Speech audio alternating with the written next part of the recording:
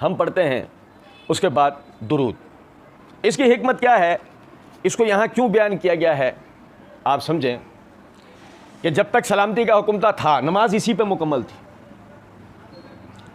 आपको पता है नमाज तशहुद पे मुकम्मल थी, अत्तहियात पे मुकम्मल हो जाती थी, यहाँ तक कि अल्लाह रब्बुल इज़्ज़त ने आयत नाज़िल फरमाई इन्नल्लाह व मलाइकतुहु युसल्लूना अलन नबी वाले, और अल्लाह ने जब उसमें हुक्म दिया या अय्युहल्लज़ीना आमनू सल्लु अलैहि व सल्लिमू तस्लीमा, सहाबा किराम रिज़वानुल्लाहि अलैहिम अजमईन आके नबी सल्लल्लाहु अलैहि वसल्लम से सवाल पूछा। अबू मालिक अशजई रज़ियल्लाहु तआला अन्हु वो कहते अल्लाह के रसूल हम आप पे सलाम भेजने का तरीका तो समझ गए, अब अल्लाह ने आप पर दुरूद भेजने का तरीका बताया, वो आप पे किस तरह पढ़ें, वो आपके लिए किस तरह पढ़ें।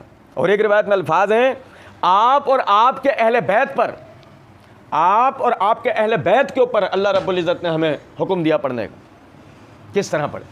तो नबी सल्लल्लाहु अलैहि वसल्लम ने फरमाया तुम कहा करो अल्लाहुम्मा सल्ली अला मुहम्मद,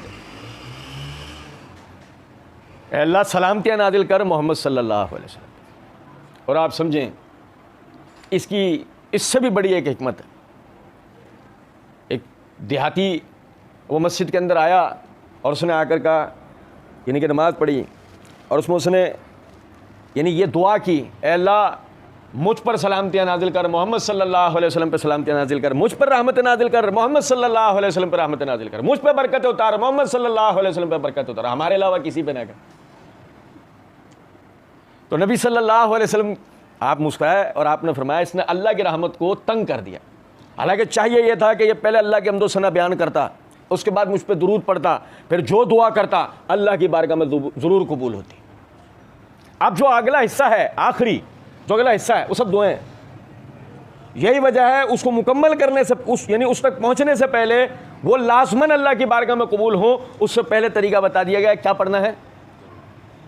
अल्लाहुम्मा सल्ली अला मुहम्मदिन व अला आले मुहम्मदिन, ऐ अल्लाह सलामतियाँ नाज़िल कर मोहम्मद सल्लल्लाहु अलैहि वसल्लम पर और उनकी आल पर।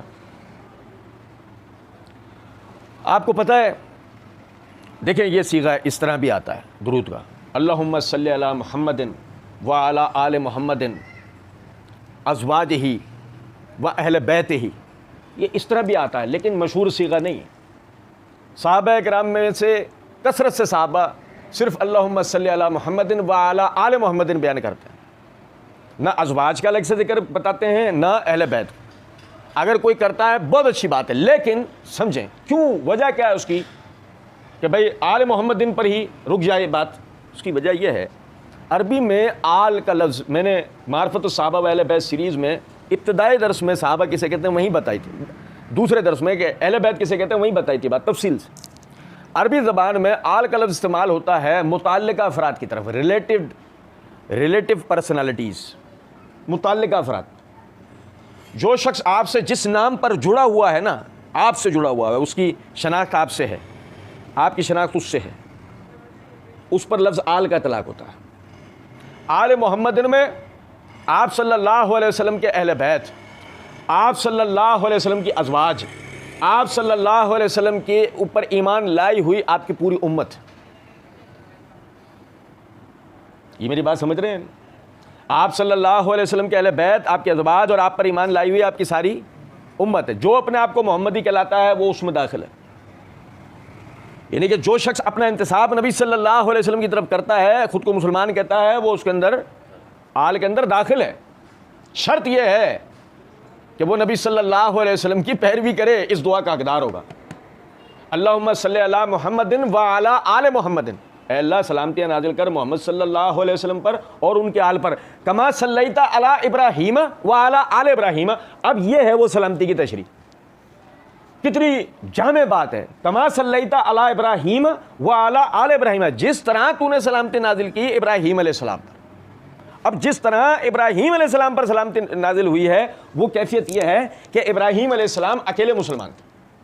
सुने, वो एक अकेले मुसलमान थे, इस्लाम कबूल किया। और इस यानी इस मुसलमान एक तो वो है ना कि नबी पैदाइशी तौर पर तौहीद की तरफ राग़िब होता है, वो कभी एक ज़र्रे का बराबर भी शिर्क की तरफ माइल नहीं हुआ होता, कुफ्र की तरफ माइल नहीं हुआ होता। आप समझें कि बाकायदा वो मुसलमान, और कैफियत यह है कि अपना बाप यानी दीगर तो अहले शहर उन्हें तो छोड़ दें, अपना बाप मुखालिफ है और उन्हें बाकायदा सब ने मिलकर, वो जो बुत खाने वाला मंदिर वाला जो वाक़या हुआ, उसके बाद सब ने मिलकर आग में डालना चाहा, जला दिया।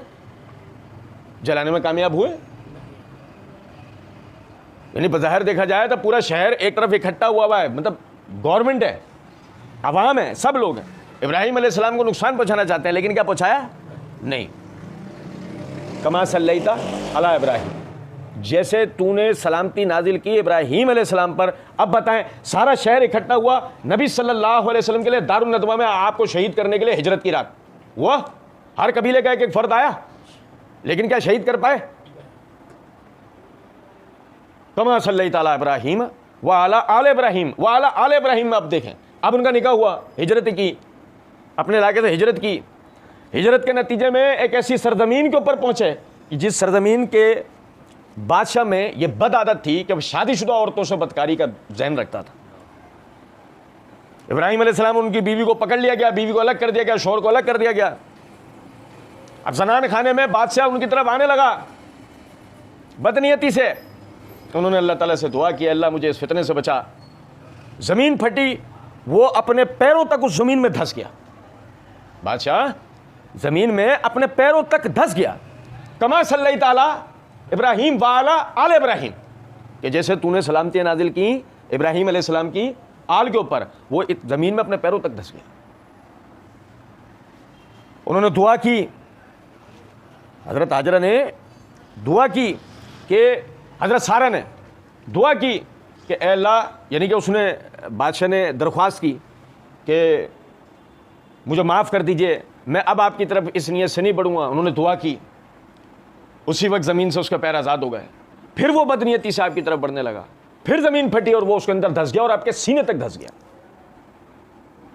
अब उसने कहा, मैं समझ गया आप एक साहिब करामत औरत हैं, मैं मतलब अल्लाह से दुआ करें, अल्लाह रब्बुल इज़्ज़त मुझे इस फितने से निजात दे। उन्होंने दुआ की, उस फितने से उसकी निजात। मैं बताया करता हूँ, सही बुखारी किताबुल अंबिया में जहाँ इब्राहीम अलैहिस्सलाम के हालात आते हैं, वहीं हदीस मौजूद है, और ये दलील है इस बात की कि अहले बैत की तरफ बदनीयती से अगर कोई आदमी बढ़ता है, अल्लाह के अज़ाबों का शिकार होता है। मैंने वहाँ बताई थी ये बात। और आप देखें कि फिर उसके बाद इस्माइल पैदा होते हैं, सही, ज़िबा का वाक़या आप लोगों के इल्म में, मैं मुख्तसरन बता रहा हूँ, आप लोगों के इल्म में है बात है, ज़िबा का वाक़या। लेकिन क्या वो ज़िबा हो गए?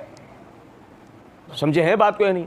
फिर उस आगे देखें, याकूब अलैहिस्सलाम से उनके बेटे छीन लिए जाते हैं बज़ाहिर, भाई फेंक कर आ गए ना यूसुफ को। लेकिन समझे ज़रा बात को, क्या यूसुफ को फेंका जाना यूसुफ के लिए बेबरकती का बायस हुआ? क्या यूसुफ अलैहिस्सलाम के लिए वो परेशानी का बायस हुआ? नहीं। यहां तक के बाप से बेटा बिछड़ा था, जब उसके पल्ले कुछ नहीं था, जब लौटाया गया तो वो दुनिया का सबसे ताकतवर बादशाह बन चुका था। कमा सल्लैता अला इब्राहीम व अला आले इब्राहीम, जैसे तूने सलामतियाँ नाजिल की इब्राहीम अलैहिस्सलाम और उनके आल पर। आप देखें नबी सल्लल्लाहु अलैहि वसल्लम की कैफियत क्या है। आप सल्लल्लाहु अलैहि वसल्लम बाकायदा, क्या आपको कत्ल करने में कोई कामयाब हो सका? नहीं हो सका। क्या हिजरत से आपको कोई रोक पाया? नहीं रोक पाया। क्या नबी सल्लल्लाहु अलैहि वसल्लम की बीवी जमल में शहीद की गई? ओ भाई मेरे, समझे हो बात को या नहीं? कमा सल्लैता अला इब्राहीम व अला आले इब्राहीम। आप जोड़ोगे एक एक बात को, आप हैरान रह जाओगे कि कितनी बड़ी बरकत है, कितनी बड़ी हिकमत है इस दुरूद को पढ़ने में। फिर अल्लाहुम्मा बारिक अला मुहम्मदिन व अला आले मुहम्मदिन कमा बारकता अला इब्राहीम व अला आले इब्राहीम। अल्लाह बरकत नाजिल कर मोहम्मद सल्लल्लाहु अलैहि वसल्लम पर और उनके आल पर। कमा बारकता अला इब्राहीम व अला आले इब्राहीम, कमा बारकता अला इब्राहीम, जैसे इब्राहीम अलैहिस्सलाम पे तूने बरकत की। इब्राहीम अलैहिस्सलाम पर बरकत तो देखें आप, नबूवत व इमामत को अल्लाह रब्बुल इज़्ज़त ने उनके आल में रख दिया। भाई मेरे, नबूवत व इमामत को अल्लाह रब्बुल इज़्ज़त ने, नबूवत व खिलाफत को अल्लाह रब्बुल इज़्ज़त ने उनके आल में रख दिया। नतीजा क्या निकला? अब जो शख्स भी रसूल या नबी होगा, इब्राहीम अलैहिस्सलाम की आल औलाद से उसका ताल्लुक होना शर्त है। समझे हैं बात को नहीं? नबी सल्लल्लाहु अलैहि वसल्लम से पहले जो शख्स भी खलीफा है, हुक्मरान है, ठीक है, लेकिन नबी सल्लल्लाहु अलैहि वसल्लम के बाद कुल उम्मत का जो खलीफा होगा वो कुरैश में से होगा, यानी इब्राहीम अलैहिस्सलाम के आल में से होगा। कुछ बात आ रही है समझ में या नहीं? अल्लाह ताला ने खिलाफत व नबूवत व खिलाफत को उनके आल में रखे, उन्हें यह बरकत दी और उस बरकत में सबको उनके साथ शामिल किया। और देखें, नबी सल्लल्लाहु अलैहि वसल्लम को आखिरी नबी बनाया और उसमें वो बरकत दी कि अब क़यामत तक आने वाला एक एक इंसान आपके ऊपर ईमान लाए बगैर निजात हासिल नहीं कर सकता। ये बरकत आपको आपकी ज़ात में दे दी। आपके ऊपर ईमान लाए बगैर उसकी निजात मुमकिन नहीं हो सकता। हत्ता कि यसू मसीह भी आपकी उम्मत में उतरेंगे और आपकी पैरवी करेंगे। ये वो बरकत है। कमा बारकता अला इब्राहीम, कि जो बरकत नाजिल की इब्राहीम अलैहिस्सलाम पे, वैसी बरकत नाजिल कर नबी अकरम सल्लल्लाहु अलैहि वसल्लम। कमा बारकता अला इब्राहीम वाला आल इब्राहीम वाला आल इब्राहीम, और जैसी बरकतें तूने आल इब्राहीम पे उतारी, अब आल इब्राहीम की बरकतें देखो कैफियत क्या है।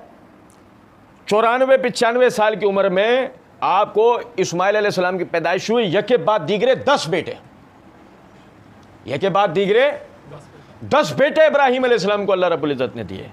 और उन 10 बेटों में से 2 अल्लाह के नबी, इसहाक व इस्माइल। समझ रहे हैं बात का मतलब? आपकी आल में बरकत, आपकी आल में बरकत। इधर देखें ज़रा बात को कि बज़ाहिर अब जो नबूवत और रिसालत का सिलसिला चलेगा इन 10 बेटों के अंदर चलेगा। उन 10 बेटों में भी 2 को चुना गया, उन 2 के अंदर चलेगा। कुछ बात आ रही है समझ में नहीं? अच्छा, इधर देखें, नबूवत आप पर मुकम्मल हो गई, नबी कोई नहीं आना। आपकी आलबा साहब, सुने ज़रा बात को, इब्राहीम अलैहिस्सलाम के आलबा साहब इस तादाद में नहीं आए, नबी सल्लल्लाहु अलैहि वसल्लम तक आके इस तादाद में नहीं आए जिस तादाद में नबी सल्लल्लाहु अलैहि वसल्लम से लेके क़यामत तक आपकी उम्मत होगी। भाई अल्लाह ताला ने आपको बेटे नहीं दिए क्योंकि नबूवत मुकम्मल कर दिया आप पे, लेकिन आपके रूहानी बेटे, कैसी बरकत अल्लाह ने आप पे रखी है कि आपके रूहानी बेटे क़यामत तक आने, अरबों में होने, लाखों करोड़ों में नहीं, अरबों में होने। कमा बारक ताला इब्राहीम व आला आल इब्राहीम। और इसी तरह देखें, गौर तलब नुक्ता है, अल्लाह रब्बुल इज़्ज़त ने आपकी नबूवत और रिसालत को फैलाया मक्के से लेके फ़लस्तीन तक, और उधर अल्लाह रब्बुल इज़्ज़त ने नबी सल्लल्लाहु अलैहि वसल्लम की रिसालत को फैलाया मशरिक़ से लेकर मगरिब तक, शुमाल से लेकर जुनूब तक। नहीं समझे वो बात? ज़मीन से लेकर आसमान तक, नहीं समझे? जहन में ख्याल आता है ज़मीन से लेकर आसमान तक, आसमान से ज़मीन होना चाहिए, नहीं, ज़मीन से लेकर आसमान। आप यकीन करें कि आज का कोई इंसान यहां से निकल गया ना इस दुनिया से, मरीख पे जा बसे, जब भी उसको पैरवी किसकी करनी पड़ेगी? ज़मीन से लेकर आसमान तक। अब इंसान व जिन्नात जितने भी हैं, आप सल्लल्लाहु अलैहि वसल्लम की पैरवी के बगैर उनकी निजात मुमकिन नहीं। कमा बारक ताला इब्राहीम व आला आल इब्राहीम इन्नका हमीदुम मजीद। इन्नका, बेशक है अल्लाह, सारी तारीफ़ें आपके लिए, सारी बुजुर्गियाँ आपके लिए। हम तो हाथ फैला सकते हैं, हम तो मांग सकते हैं, लेकिन असल में सारी तारीफ़ें किसके लिए हैं? इन्नका हमीदुन, बेशक आप ही सारी खूबियों सारी तारीफ़ों वाले हैं। व मजीद, इन्नका हमीदुम मजीद, यानी कि आप ही के लिए बुजुर्गी को बयान किया जा सकता है। नहीं, तारीफ़ का वो पहलू जिसमें यानी कि जिसकी तारीफ़ हो रही है उसकी अज़मत सबसे बुलंद और ताकत का इजहार किया जा रहा हो, उसकी उस तारीफ़ में उसकी ताकत का, उसकी कुव्वत का इजहार किया जा रहा है। इन्नका हमीदुम मजीद। ये यहाँ से हमारी नमाज का अख्तिताम है, और अगर इसको नहीं पढ़ा नमाज नहीं होगी। इसको नहीं पढ़ा नमाज, क्योंकि अल्लाह ने दुरूद को पढ़ने का हुक्म दिया है, इसको नहीं पढ़ा नमाज नहीं होगी।